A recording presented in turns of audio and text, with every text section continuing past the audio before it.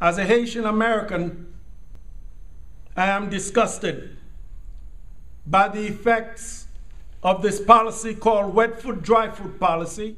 The Haitian lands here together with the Cuban gets to stay. The Haitian gets sent back without a hearing. I run for those who are not Haitians. I run for everybody, for those whose wages are being stolen. Wage theft should be classified as a felony, punishable by 5 years in federal prison. The number of employees who are being shortchanged by their employers in District 21 is troubling and disgusting. How do you ask a man or a woman to work for you and then refuse to pay him or her for her work? All men of goodwill, regardless of political parties, should fight for this. It is my intention to bring this to pass in Washington, D.C. We have folks living all about us, opulent lifestyles, yet they refuse to pay their workers their fair wages. We have poor whites, poor blacks, poor Hispanics who are being shafted left and right. After having worked, they will not get paid. Most of all, we have people who are being discriminated against because of their sexual orientation. In a country like this, we cannot fight amongst ourselves because the Constitution declares that all men are created equal. It is a fact. When I stand to preach, I preach the Bible. As somebody who wants to be a politician, the Constitution takes precedence because you swear an oath to the United States Constitution. They cannot be mixed. Thomas Jefferson saw that from way back when he declared that there must be separation of church and state. Not everyone believes like I do. I run for those who pick our fruits and vegetables, who have been cast out as even third-class citizens, and we pay no mind to them. They work hard on a daily basis, supposed to pick the lettuce that we just ate for peanuts.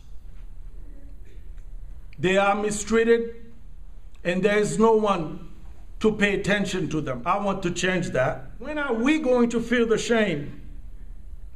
When? Of not allowing people to remain in the shadow. When are we going to feel the shame of not treating people equally? Those who make your sandwiches at the deli will soon have a friend in Washington. Those who mow your lawns will soon have a direct line to call my office. Those who cook the foods in the kitchens will soon know that someone cares. Waiters and waitresses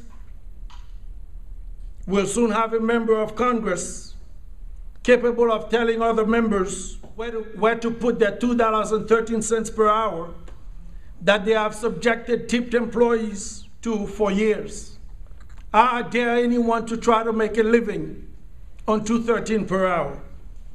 Those folks work night and day, and they cannot make it. But we as a nation, we as people, must be engaged. We must care for the least of these. We cannot allow this to continue. We have our children are coming out of schools. They cannot get work. They are burdened by hundreds of thousands of dollars in student loans. We expect our children to start on equal footing with everybody else, but they cannot because they are so burdened with student loans. My hope is to get a bill passed that will make it legal to pay students' loans off for everybody who has had to endure them. No.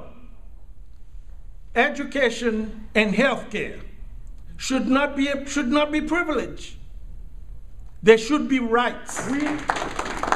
But the other day I was watching the news, and my mother rather, who's going through bankruptcy court because she had to spend all her money educating her grandchildren.